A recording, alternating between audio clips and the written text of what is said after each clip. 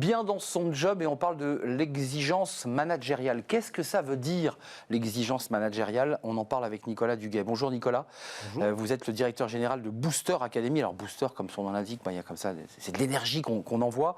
Vous écrivez beaucoup parce que la dernière fois vous étiez venu nous parler d'un autre livre et là vous sortez La minute qui fait vendre, 40 techniques qui augmentent la performance commerciale, sorti chez Maxima. Et là, dans ce dont on va parler à propos de cette exigence managériale, ça vient quand même un peu se heurter à des discours exactement contradictoires, et sur ce plateau d'ailleurs, de managers ou d'anciens managers qui disent « Attendez, aujourd'hui on est rentré dans l'ère de la bienveillance, il faut vraiment arrêter avec ce management un peu directif ». Et quand je vous lis, vous dites à peu près l'inverse. Oui. Attendez, qui a raison là? Alors clairement, en fait... Vous, j'imagine. Tout le monde a raison, je pense, mais je vais essayer de vous démontrer pourquoi moi je crois beaucoup à l'exigence managériale. Aujourd'hui, les entreprises chez Booster Academy nous sollicitent sur le sujet. Pourquoi? Parce qu'on est dans une ère de l'évitement convivial dans beaucoup d'entreprises où en fait on n'ose plus se dire les choses. Alors c'est lié à deux phénomènes, un conjoncturel qui est le plein emploi. Il y a beaucoup d'entreprises qui cherchent du monde, donc on se dit on ne va pas être trop exigeant avec les collaborateurs, sinon ils vont se sauver. Ça c'est vrai, ça c'est la réalité du jour là. C'est la réalité du jour, les gens ont du mal à recruter, c'est vrai. Puis il y a un sujet évidemment qui est un peu plus structurel, qui est le sujet Covid. Mais en réalité, quand vous faites une conférence sur le sujet avec 1000 personnes dans la salle et que vous posez une question, qu'a fait votre manager favori pour vous? Oui. Il était gentil en un, c'est ça? Évidemment que non, on ne vous dit pas il a été bienveillant et gentil. Ils vous disent il m'a fait progresser, il m'a appris des trucs. Il m'a fait confiance. Bon, évidemment, il m'a augmenté, c'est pas plus mal non plus. Mais vous voyez, jamais on vous dit il a été gentil, quoi. Alors, moi, je suis pas contre la bienveillance, mais je dis toujours, déjà, quand on veut être bienveillant avec quelqu'un, il faut déjà qu'il y ait du bien, de son côté aussi. D'accord. Et quand vous lisez le bouquin du docteur Rodet, qui est celui qui a amené le management bienveillant en France, docteur Rodet dit quoi? Il dit il ne faut pas comparer la bienveillance avec le laxisme. Et si jamais il n'y a pas d'exigence, le modèle ne fonctionne pas.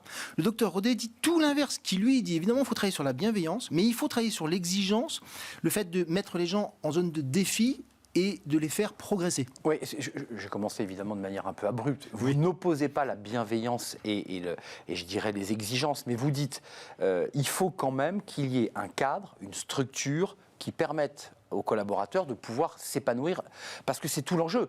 La bienveillance sans structure, on ne sait pas où on va. Et on est perdu, on est angoissé. C'est ça le danger. Et exactement, je dirais même le modèle tourne mécaniquement vers le bas si on n'est que sur la bienveillance. Et au final, on a des collaborateurs qui vont s'ennuyer et qui vont partir de toute façon. Très concrètement, le manager, vous dites, il faut qu'il donne des cadres. Vous dites qu'il faut aussi, alors ça c'est intéressant, lorsqu'on amène un élément négatif, parce qu'il arrive aussi que le manager soit dans l'obligation de donner quelques mauvaises nouvelles ou de recadrer ses équipes. C'est assez fréquent, mais vous dites qu'il faut quand même l'agrémenter de nouvelles positives. Expliquez-moi, c'est-à-dire que pour faire passer une pilule un peu douloureuse, il faut aussi amener quelques cadeaux, quelques bonbons. Oui, alors on appelle ça l'effet Losada. On dit qu'en gros... j'ai vu l'effet Losada. Ouais, rien à voir avec le Losada qu'on connaît. Non, d'accord, ok. L'effet Losada, il dit quoi? Il dit que globalement, une ou un feedback négatif doit être compensé par 3 feedbacks positifs. Ça, c'est au bureau. Sachez qu'à votre maison, c'est 5 contre 1. Bon, c'est un autre indicateur à titre perso, c'est utile. Vous voyez, on accepte un feedback négatif si on a 3 feedbacks positifs. En fait, les managers, et je le comprends, sous tension, se disent « moi, j'ose pas trop le faire parce qu'on se dit on va être un manager un peu toxique si on est sur les axes de progrès ». C'est tout l'inverse. Un manager toxique, c'est un autre sujet. C'est comme si vous mettez un boulimique devant un frigo, il s'arrêtera jamais. C'est un problème de DRH, ça. Mais la plupart des managers ont pour rôle, et ils peuvent le faire, de faire progresser leurs collaborateurs.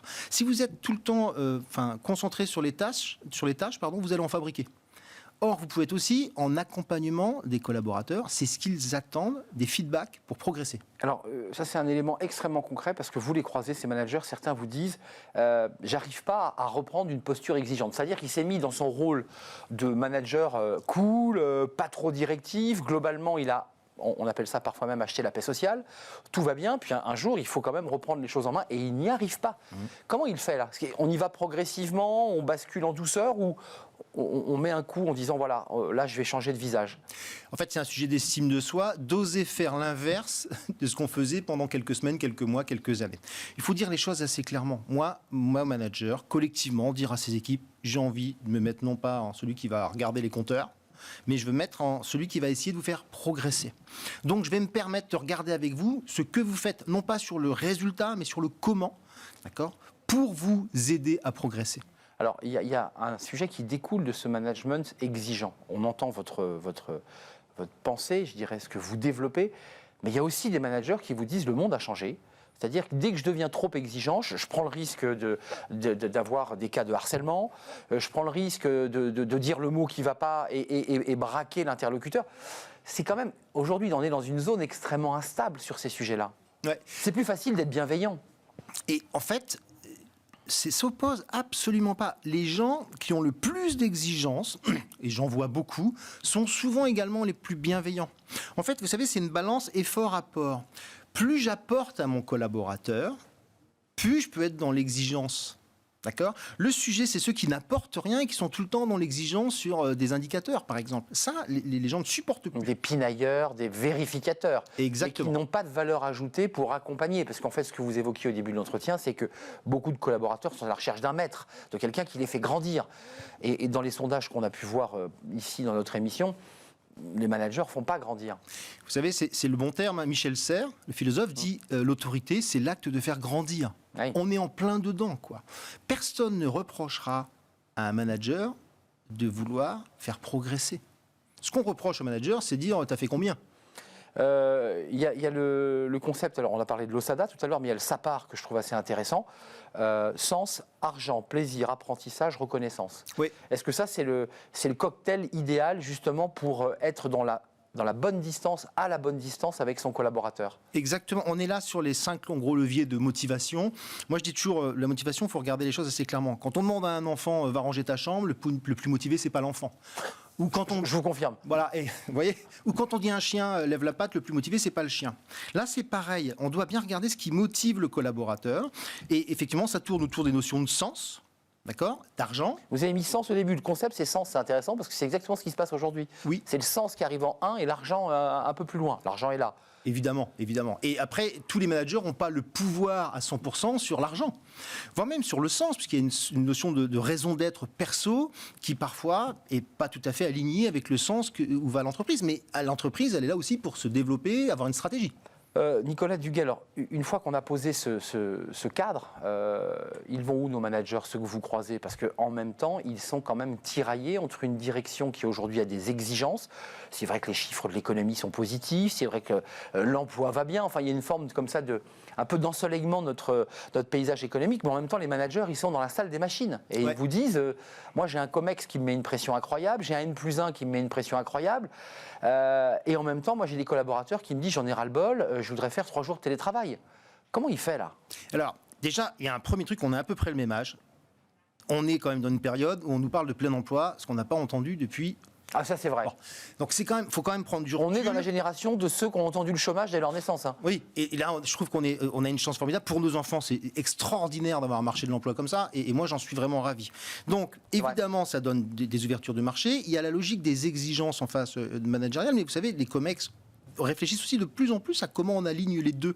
Ils ne sont pas dans leur tour d'ivoire. Alors, évidemment, il y a des exigences de résultats, mais finalement...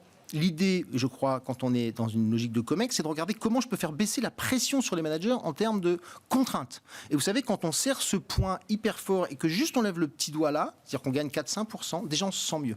Et moi, si j'étais le COMEX aujourd'hui, je réfléchirais à comment je fais baisser les contraintes, comment je travaille sur des choses qui vont plus vite pour que le manager regagne du temps. Ouais, c'est intéressant ce que vous dites. Pour conclure, on voit aussi des managers qui vous disent, moi, je peux difficilement consacrer du temps humain, puisqu'en fait, il est question aussi d'écouter, d'être dans l'écoute active, comme on dit, parce que je suis pris à des procédures administratives très bureaucratiques, même dans l'industrie, même dans le secteur privé. Oui.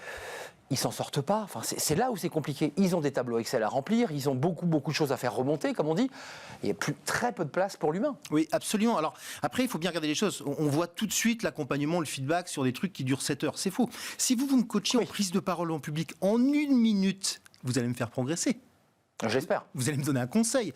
C'est votre métier, vous êtes un pro du sujet. Donc, vous voyez, on peut aussi se dire non, je ne passe pas 7 heures pour faire l'accompagnement. Je peux très bien travailler 2 minutes, 3 minutes sur un geste clé. Le feedback, ça va être quelque chose d'assez rapide, d'assez simple, de réflexif. On échange, c'est ça le feedback. Exactement. Mais est-ce qu'il ne leur manque pas un peu d'écoute active et attentive à ces managers? Est-ce qu'ils ne sont pas finalement un peu happés devant leur écran d'ordinateur, devant leur téléphone avec des pushs et des informations internes à l'entreprise, et au final, il n'y a plus de place pour l'humain? Oui, alors le reproche, tu m'écoutes trop, est assez rare. Généralement, c'est tu parles trop. Vous voyez, donc on est en phase, évidemment.